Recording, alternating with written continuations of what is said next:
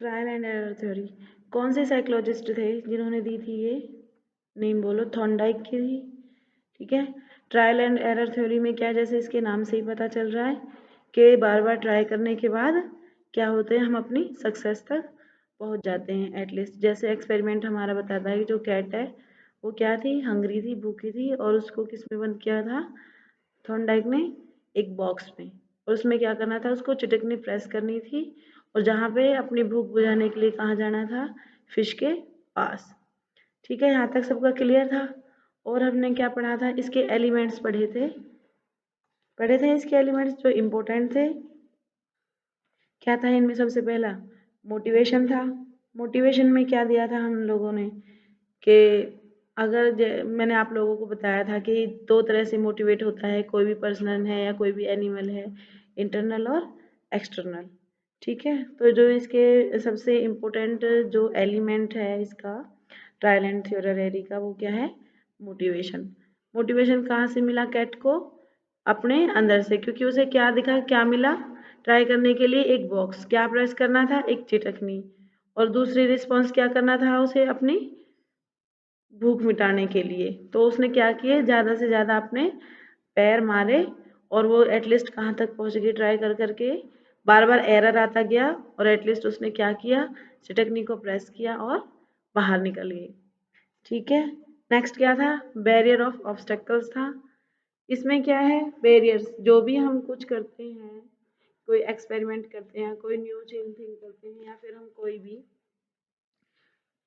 अपनी एजुकेशन से रिलेटेड कोई भी वर्क करते हैं, उसमें क्या होता है कि जो हमारी बैरियर्स हैं, बाधा जिसको हम बोलते हैं, वो ये थ्योरी किसी इसी पर बेसिस है कि ट्राई एंड एरर, कि आप बार बार ट्राई करते रहो और जो एरर आएगा वो आपके सामने आता रहेगा। लेकिन जैसे जैसे हम प्रैक्टिस करते जाएंगे, आपकी थ्योरी में आगे लिखा भी हुआ है, practice makes a man perfect. ठीक है, जो प्रैक्टिस है, जो बार बार अभ्यास करते हैं, उससे क्या होता है, हमारी इम्प्रूवमेंट हो जाती है। और जो बंदा बार बार गलतियां करता है वो क्या बन जाता है? एक परफेक्ट पर्सन होता है। लास्ट में हमने यही देखा था थ्योरी में, एक कैट जो कि एक एनिमल थी, वो क्या हो गई थी लास्ट में जाके? बिल्कुल परफेक्ट हो गई थी, और उसने बिना कोई मिस्टेक किए ही सीधा चिटकनी को प्रेस करके वो बाहर निकल गई थी। ठीक है।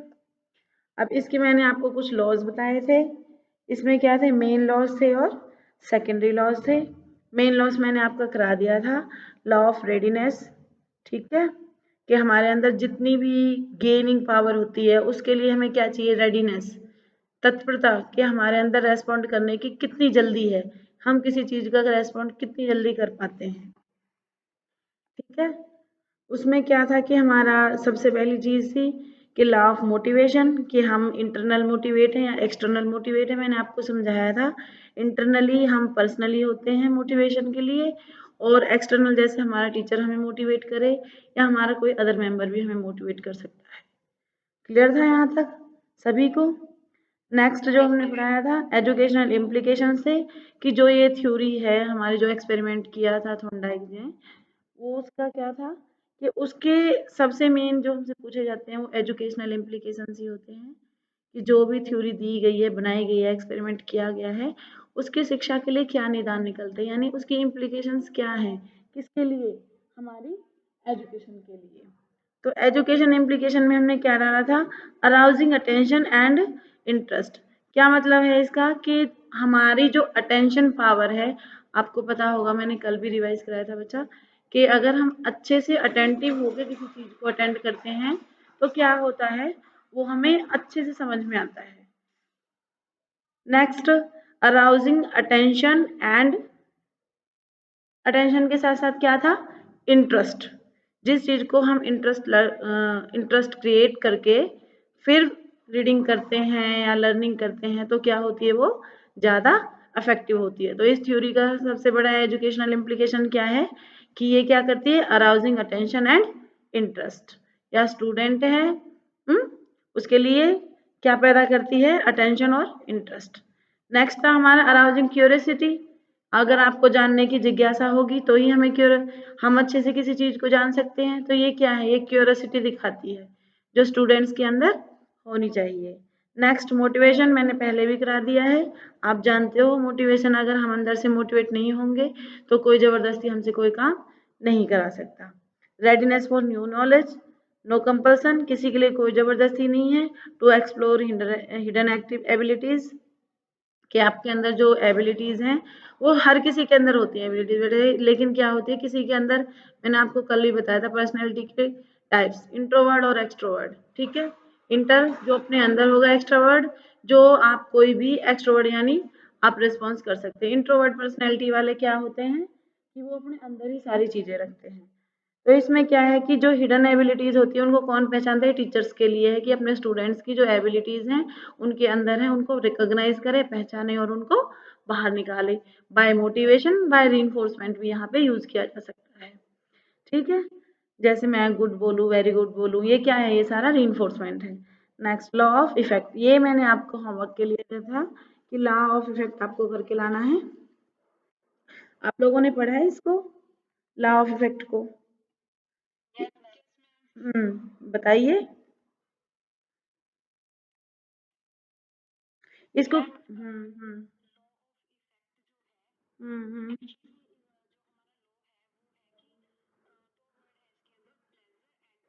हम्म।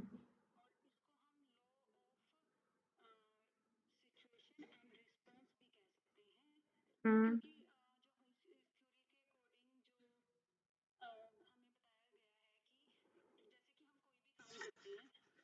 जी। हाँ जी। हम्म।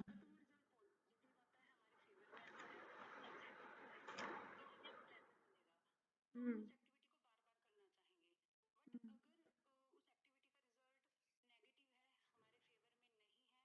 हम्म।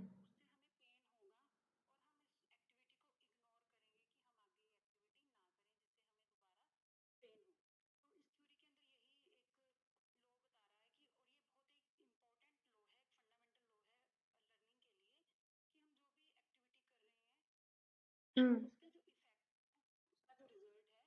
जी। गुड।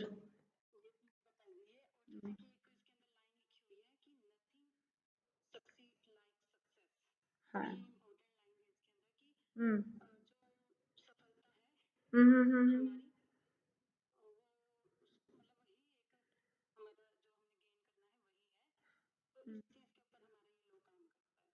हाँ, वेरी गुड बेटे।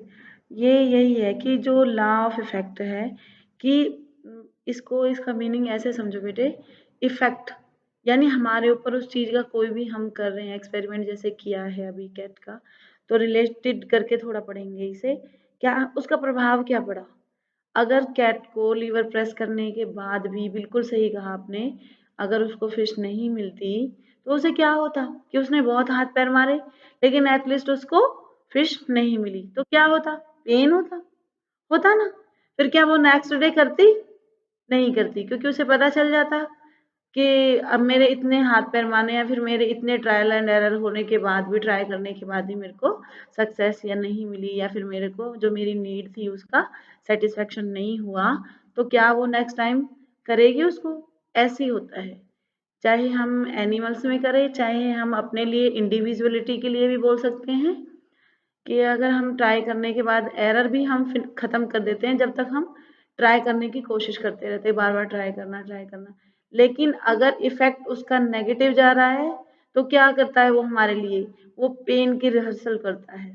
ठीक है, तो हम क्या कर देंगे, उस चीज को डिक्लाइन कर देंगे। क्लियर हुआ बच्चा सबको? और किसी को कुछ कहना है या फिर कुछ दोबारा से पूछना है? ये है प्रभाव का नियम, यानी लॉ ऑफ इफेक्ट, कि आपने बार बार ट्राई किया, उसके बाद आपको इस चीज का इफेक्ट क्या पड़ा।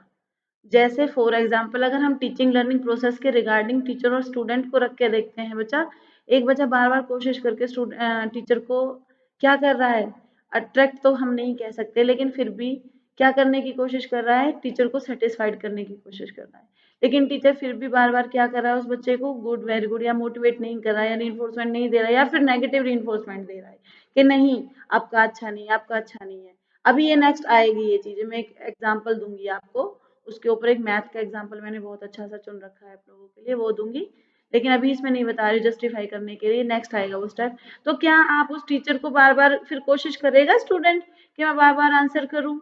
नहीं, क्योंकि वो डिक्लाइन करना स्टार्ट हो जाएगा। ठीक है, समझ आया? एवरीवन क्लियर हुआ? यस रिस्टू, ओके, ठीक है। अब जो इसका सबसे इम्पोर्टेंट है वो क्या है, इसकी एजुकेशनल इम्प्लीकेशंस, किसकी? लॉ ऑफ इफेक्ट की। अब हमें पता चलेगा कि जो इफेक्ट होता है वो हमारी टीचिंग लर्निंग प्रोसेस में किस तरह से अपना रोल प्ले करता है, या फिर इसकी इम्प्लीकेशंस हमारे लिए किस तरह से निकल के आती है। इसमें क्या है, डेवलपमेंट ऑफ डिजायरेबल सेंटिमेंट्स, यानी उचित मनोभावों का विकास। अब जैसे मैंने कहा मनोभाव, आप समझ गए हो कि मनोभाव, what is the meaning of मनोभाव? अगर मैं हिंदी में बोल, जो हमारे मन का भाव होता है उसको हम क्या बोलते हैं? मनोभाव। अब क्या है कि बेटे इसमें ये भी हो सकता है कि कई बार हमारा जो मन का भाव है या डिजायरेबल सेंटिमेंट्स जिस टाइम पे हम काम करें वो पॉजिटिव भी हो सकता है और वो नेगेटिव भी हो सकता है। ठीक है, तो जो अगर आप तो स्टूडेंट हो, तो जो सेंटिमेंट आपका उस टाइम चला, जैसे फॉर एग्जांपल मैं देती हूँ कि किसी टीचर के साथ आपका सेंटिमेंट बहुत अच्छा हो जाता है और किसी के साथ आपका नेगेटिव भी हो जाता है। तो ये जनरली सी चीज है कि जिसके साथ आपके रिलेशन या आपके सेंटिमेंट्स अटैचमेंट ज्यादा होगी, वो चीज आप इंटरेस्ट लेके भी करोगे, पूरे अटेंटिव रह के भी करोगे, और वो काम आपका बेटर भी होगा। साइकोलॉजी हमें एटलीस्ट यही सिखाती है कि जो भी इंटरेस्ट है, एटीट्यूड है, एप्टीट्यूड है, इंडिविजुअलिटी है, पर्सनैलिटी है, ये सारी चीजें कहाँ से आई? साइकोलॉजी, ठीक है, यही सिखाती है। अगर और किसी टीचर के साथ आपका नेगेटिव है तो क्या आप उसका काम करने में इंटरेस्ट दिखाओगे, अटेंटिव होगे? नो, यही है इसमें कि डेवलपमेंट ऑफ डिजायरेबल। लेकिन अगर हम उसको उसके मनोभाव के अकॉर्डिंग स्टूडेंट को रख रहा है टीचर, कि भाई जैसे अगर मैं एक्सपेरिमेंट से इसको रिलेट करूं, तो उसके मनोभाव क्या था कैट के? बोलो आप लोग, क्या था? बेटा रिलेट कर करके लर्न करोगे ना तो आपको ऑल लाइफ याद रहने वाला है। क्यों? मनोभाव क्या था? उसको फिश खानी थी, ये उसका सेंटीमेंट था, जुड़ा हुआ था, और उसके अंदर क्या चल रहा था? उसकी सेटिस्फेक्शन किस चीज की? जो उसकी नीड थी, क्या थी वो? भूख। उसका सेंटीमेंट किससे जुड़ा हुआ था? भूख से। ठीक है, तो उस टाइम क्या था? उसे सिर्फ फिश को ईट करना था। क्लियर हुआ? तो उस टाइम अगर उसके मन के भाव के अकॉर्डिंग उसको फिश खाने के लिए नहीं दी जाती, तो क्या कैट अपना पूरा इंटरेस्ट मान लो, एटीट्यूड मान लो, उसकी अटेंटिव मान लो कि वो बार बार उसको प्रेस करती या रास्ता ढूंढती? नहीं ढूंढती ना। ये पॉइंट क्लियर हुआ आपको? Next, relationship of interest. इसमें क्या है कि रुचि का संबंध। अब हमारा जो इंटरेस्ट है वो कहाँ से रिलेटेड होता है, कैसे रिलेट करता है? अगर मैं टीचर हूँ, फॉर एग्जांपल आपने भी कल को बना आफ्टर बीएड, तो आप अपने स्टूडेंट का इंटरेस्ट अपने किसी टॉपिक से रिलेटेड कैसे क्रिएट कर पाओगे? ये है कैसे। इसमें क्या है कि इसमें जो क्या है, अगर जैसे मैं आप लोगों से बोलती हूँ कि गुड वेरी गुड, ये तो हो गया एक मोटिवेशन, हो गया एक रीइंफोर्समेंट हो गया, या फिर मेरे पढ़ाने के बाद आपका रिजल्ट क्या है, सेटिस्फाइड कर रहा है कि हाँ मैम ने मुझे अच्छा पढ़ाया और हमारे अच्छे मार्क्स आए, तो क्या हुआ? सेटिस्फेक्शन मिली आप लोगों को। जैसे अगर मैं एक्सपेरिमेंट से रिलेट करूँ तो आफ्टर किसके, फिश को खाने के बाद कैट को क्या मिला? भूख शांत हुई, सेटिस्फेक्शन मिली उसे। तो क्या हुआ? दूसरे दिन के लिए उसका इंटरेस्ट क्या हुआ? रिलेशन हुआ ना, इंटरेस्ट क्रिएट होगा दूसरे दिन के लिए, क्योंकि उसे पहले दिन क्या हो गया था? पॉजिटिव रिजल्ट मिल गया था। ये क्लियर हुआ आपका?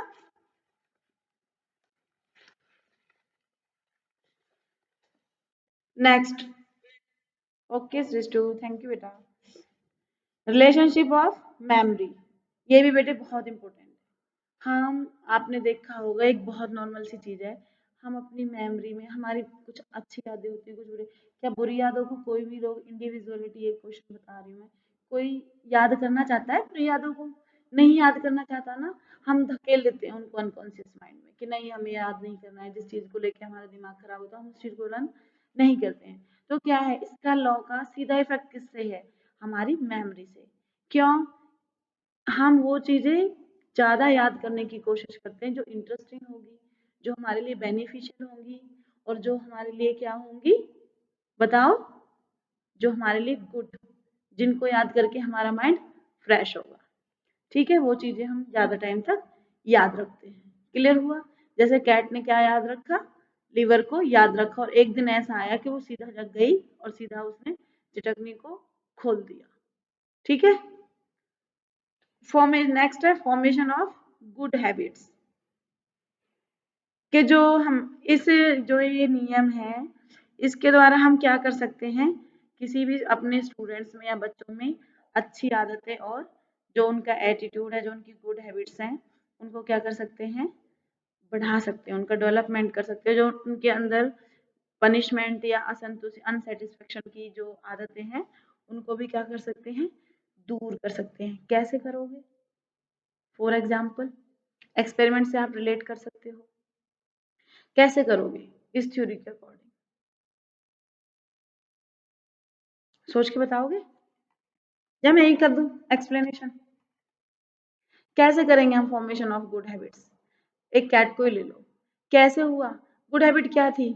उसे सेटिस्फेक्शन थी, उसकी नीड थी, तो गुड क्या होना था उसके लिए? चिटकनी को खोलना। हम्म, बच्चों के लिए गुड क्या होना है? अगर हम टीचिंग लर्निंग प्रोसेस के रिगार्डिंग अगर हम बात करते हैं, तो क्या होगा? बेटर रिजल्ट मिलना, बेटर रिस्पॉन्स रहना। ये कैसे होगा?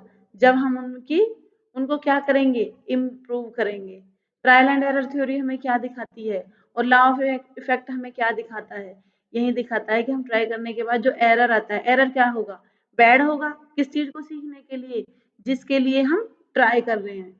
तो क्या हुआ? एरर ऑटोमेटिक ऑटोमेटिक खत्म होता चला जाएगा, और जो हमारी हैबिट थी कुछ गलतियां करने की यानी एरर आने की, वो क्या हो जाएगी, एकदम से खत्म हो जाएगी।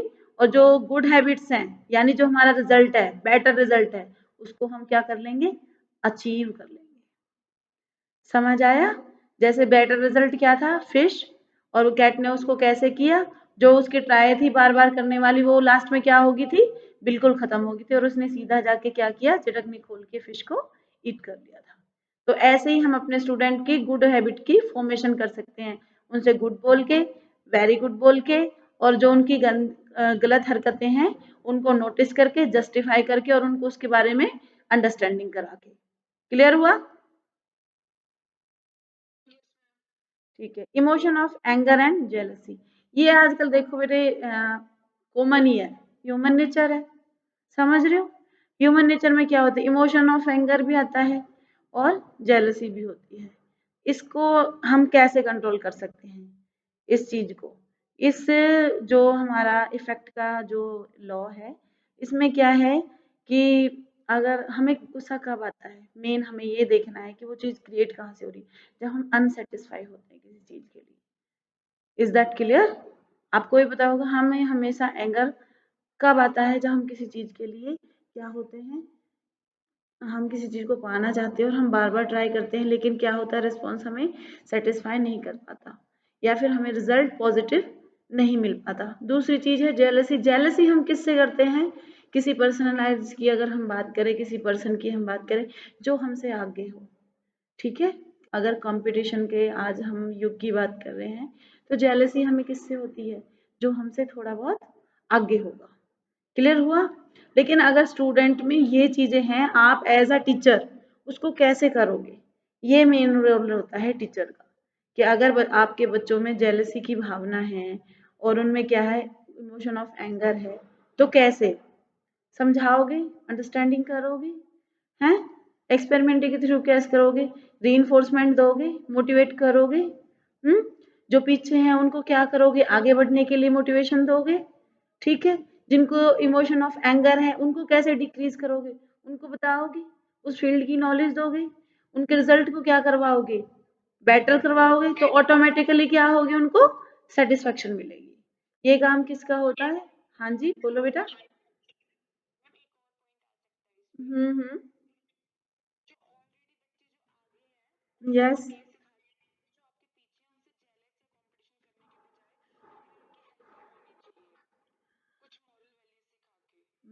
Cooperative learning. हाँ, कि कोऑपरेटिव लर्निंग हम बच्चों का ग्रुप बना सकते हैं। हम एक दूसरे से ये कह सकते हैं कि आप इस तरह की सहकारिता वाला नियम फॉलो करो, इकट्ठे बैठ के पढ़ो, ये चीजें फिनिश हो जाती हैं। ठीक है, गुड। नेक्स्ट क्या है? Dependence of reward and punishment. क्या होता है कि किसी ने अच्छा किया तो हमने उसे रिवॉर्ड दिया, और किसी ने गलत किया तो क्या है, उसने उसको हमने पनिशमेंट किया। पनिशमेंट का मतलब बेटे ये नहीं होता कि हमने उसे मारा या पिटाई की, नहीं। साइकोलॉजी हमें नहीं सिखाती कि हम किसी का भी उत्पीड़न यानी किसी का भी शोषण करें। टीचर्स को भी हक नहीं दिया जाता कि वो अपने स्टूडेंट्स को क्या करें, पनिश करें। हाँ, रीइंफोर्समेंट में ही होता है एक नेगेटिव। नेगेटिव में क्या है, जैसे आज मैं आपको क्लियर कर देती हूँ। पॉजिटिव में जैसे यही आता है, जैसे मैं आप लोगों से बोलती हूँ गुड और वेरी गुड। नेगेटिव में क्या आता है कि आपकी कोई फेवरेट चीज है, ठीक है, और मैंने आपका उससे इमोशन जुड़ा हुआ है, मैंने आपसे छीन लिया है। जैसे फॉर एग्जाम्पल, अगर बच्चा घर पे शरारत करता है, एज अ टीचर भी आप कर सकते हैं, एज अ मदर, तो क्या करोगे आप अपने बच्चे के लिए? बोल दोगे ना कि ठीक है, मैं अब आपकी मम्मी नहीं बनती हूँ, हैं, मैं आपसे एक दिन तक बात नहीं करूंगी।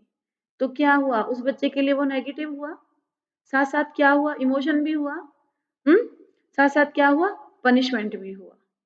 ठीक है, तो आगे से नेक्स्ट बार वो ट्राई नहीं करेगा उसे, क्योंकि उसे पता था कि जब पहली बार किया था तो मम्मा ने उससे बोला नहीं था। ऐसे एक क्लास टीचर भी अपने स्टूडेंट को समझा सकता है, लेकिन हाँ, क्लास टीचर ये नहीं कह सकता बेटे कि हाँ मैं आप लोगों से बात नहीं करूंगा, ये ओके, क्योंकि ये स्टूडेंट का क्लास टीचर का जो रिलेशन है वो एज अ मदर और एज अ चाइल्ड नहीं हो सकता है। क्या होता है, वो थोड़ा टेक्निकल होता है, थोड़ा प्रोफेशनल होता है। क्लियर हुआ है ये वाला पॉइंट?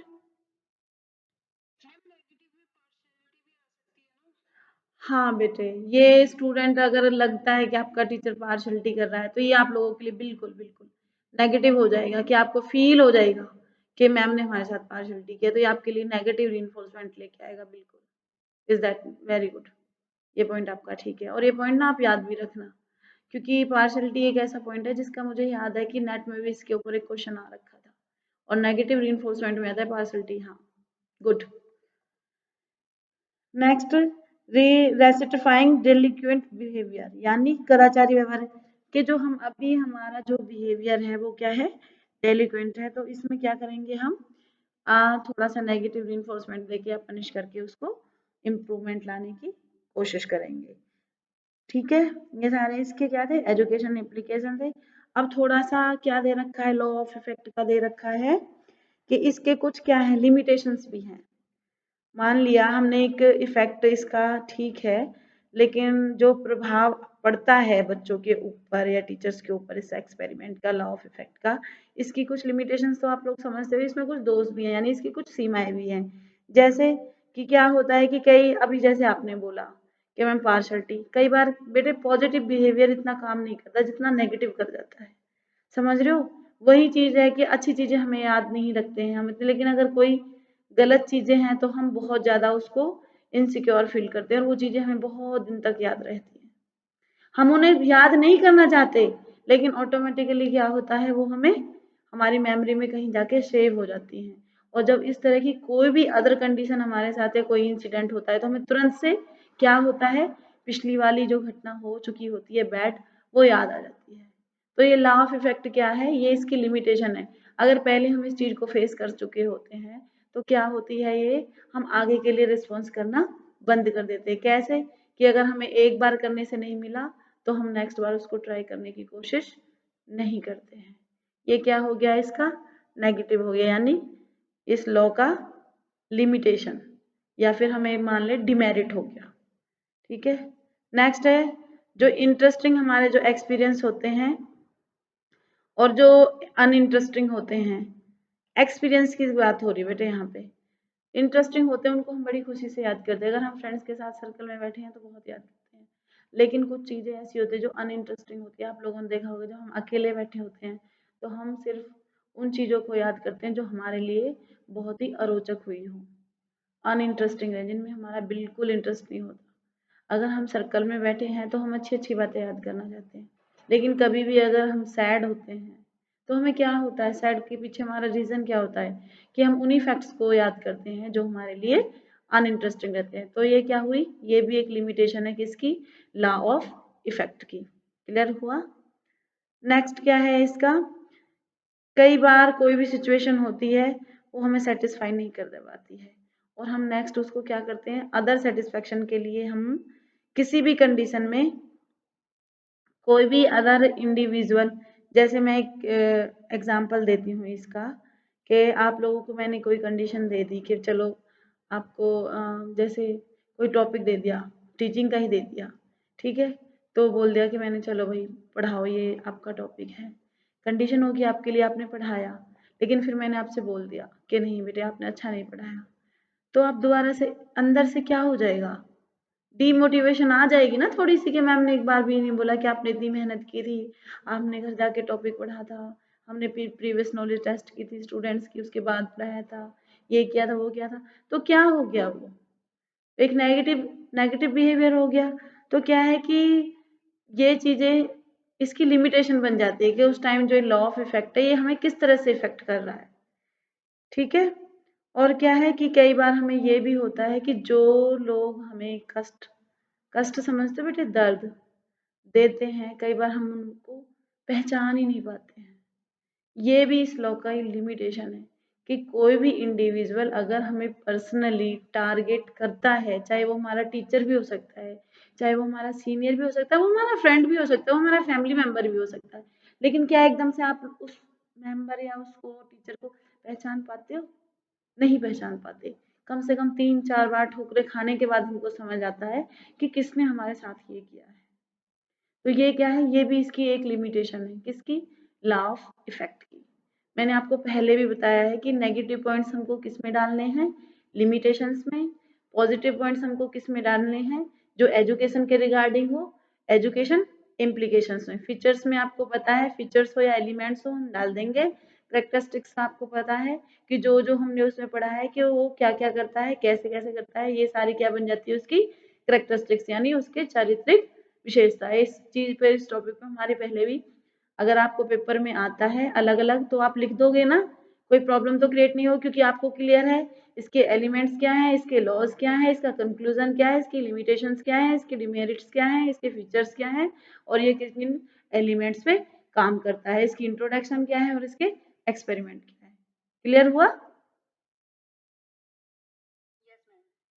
ठीक है, अभी थोड़े से लॉ बच रहे हैं, हम करेंगे, अच्छे से पढ़ाएंगे इस वाले टॉपिक को, क्योंकि बेटे मैं ऐसा पढ़ा रही हूँ कि आप नेट भी दो, सी टेट भी दो, एच टेट भी दो, तो फिर आपको कोई प्रॉब्लम ना हो, ठीक है। और वैसे भी अगर आप लोगों को ये चाहिए लेक्चर, तो मैंने ये लेक्चर रिकॉर्ड भी कर लिया है।